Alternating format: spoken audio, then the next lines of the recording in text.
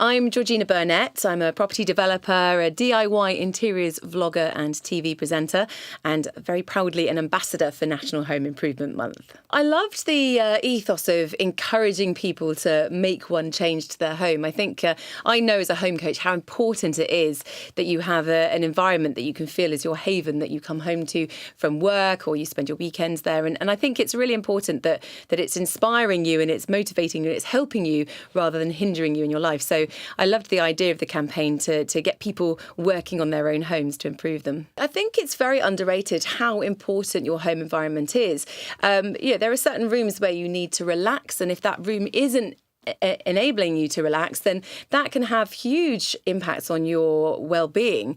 We're in a time where actually we're really recognising the importance of mental health.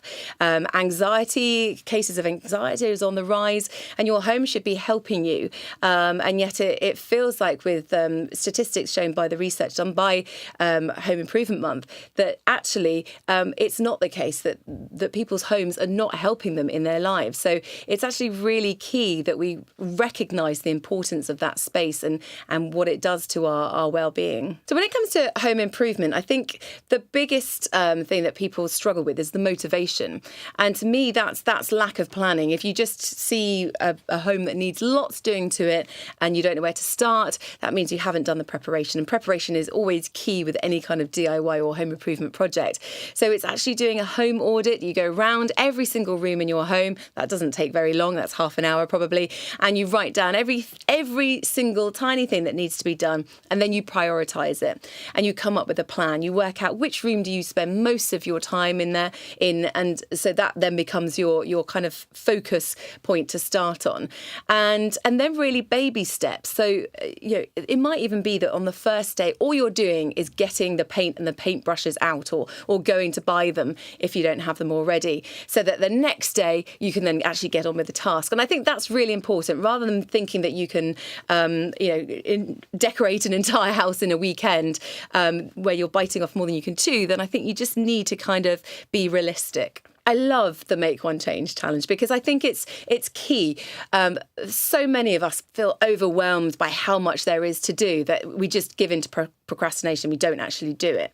So instead, by saying I'm going to make one change, committing to that one change in April, we are starting that snowball effect. And it is a snowball effect because once you've done one thing, you've felt the satisfaction that you get from it, you've seen that you can do it after all, you're going to continue. And so in my book, there is so many tips, I think, that help you to recognise what you can and can't do. So I advise people not to touch electrics or plumbing if they haven't got the qualifications.